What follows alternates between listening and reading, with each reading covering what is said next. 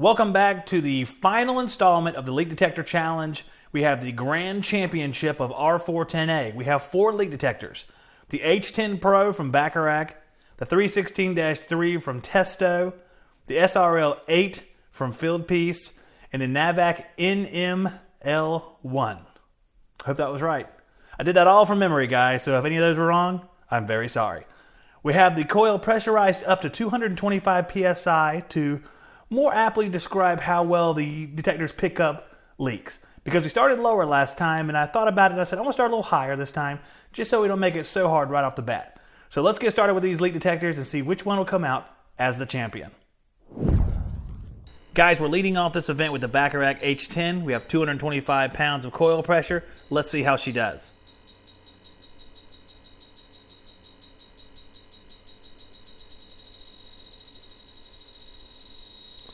Yep, found it pretty well with the Bacharach H10. Now we have the Testo 316-3 here warming up, and we're going to use it and see how it does at 225 psi.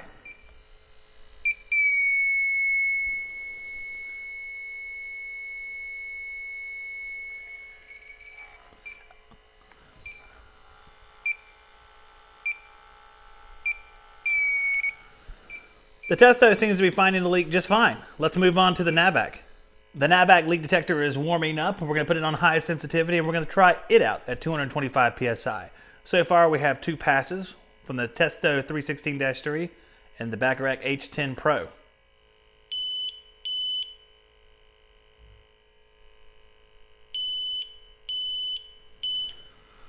Looks like the NAVAC is going to find the leak no problem, so it's a positive or a pass for the NAVAC as well.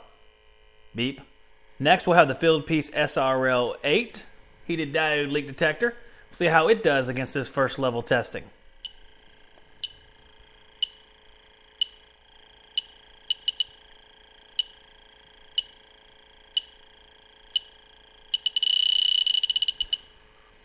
Fieldpiece has no problem finding the leak as well. So now we're going to drop the coil pressure down a little bit and see how the leak detectors do in round 2.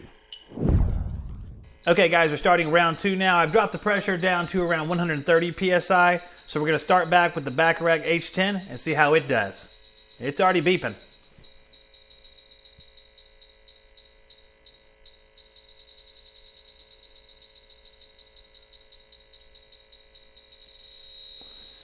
Yep, the Bacharach H10 has no problem finding the leak in the second stage at 130 psi. Next up is the Testo 316-3.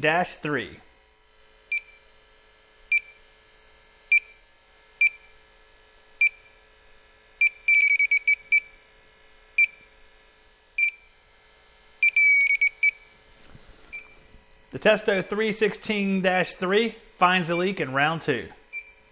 Next up, we have the NAVAC to try its luck again, here against 130 psi.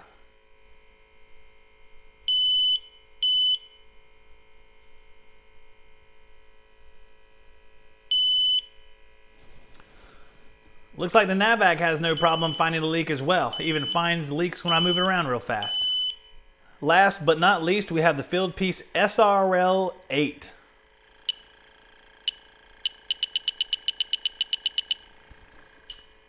Found it already. Let's keep going.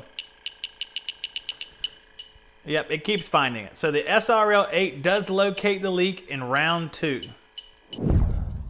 The coil pressure is now 80 psi, and we're going to go through all these leak detectors one more time to see if we can't weed out a champion.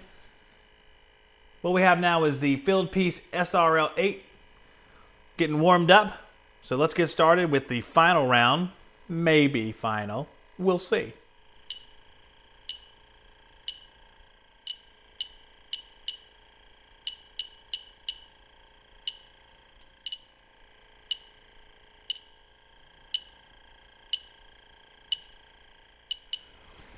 It rung off a little bit, so what I'm doing is I'm going to let it auto zero out. As you can see, it does right there. I'm going to take it right back to it again. Go right through that middle zone. It picks it up just a little bit, just like it did the first time. So the SRL8, not a really strong pickup, but it definitely picks it up just a little bit. You can see it pick it up. So Let's go on to the next one, the Testo 316-3. The Testo has been kind of like the dark horse in this whole thing. Has done really well unexpectedly, or unexpected to me. I guess the guys at Testo would be like, yeah, we expected it. But I didn't expect it. I didn't think it was going to be that good. So let's see how it does in the final round here.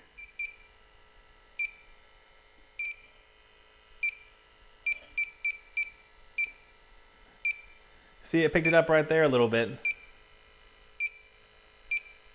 A little bit there.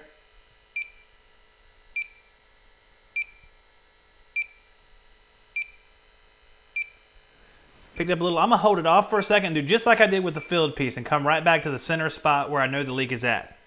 So we let it clear out for just a second. A lot like the filled piece, you can see it picks up a little bit of something there, but not a whole lot. So about the same as the filled piece. Now we have another real dark horse, the NAVAC. Something that I thought would be, to put it frankly, a horrible leak detector, just from the looks of it. I had some stereotypes in my mind, but it's actually done very well in all the testing. So if you're looking for an affordable leak detector, the NAVAC looks like it would be a good selection. It may not be the best of the best, but it looks like it's the best of the cheapest, at least. Let's see how it fares against the rest of them.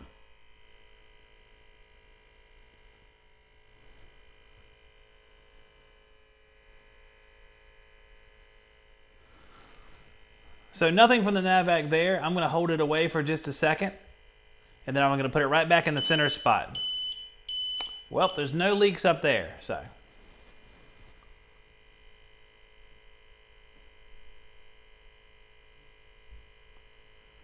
And not really picking up anything right here. All right, so the NAVAC is a definite fail. It picks up stuff when I hold it straight up in the air. Now let's go with the Bacharach H10 to see if it can win a second leak detector competition.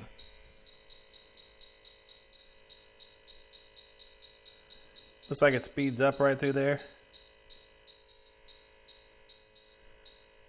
I'm going to adjust the calibration just a little bit. We'll go through it one more time.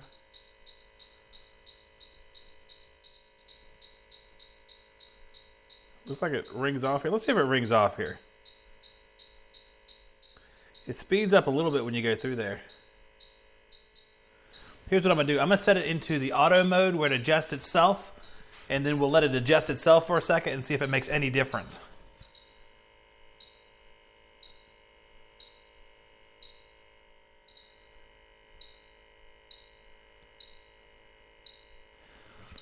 Not really. So who exactly is the winner of this competition? I mean, everybody found the previous round's leak, but in this round, not so much. I mean, we could go back up to like 110 and see what we do between these three leak detectors. But I really think it's going to be a close call in between the filled piece, the Testo, and the H10. And I hate to crown a winner in this one because I think it's so close. The H10 might be a little bit behind those other two. So tell me who you think the winner is, because I'm inclined to say it's either the filled piece or the Testo. But I want to know what you think. I don't want to crown a winner just yet. We'll have a little bit of a discussion about it. Maybe we'll take some phone calls on one of the shows about it.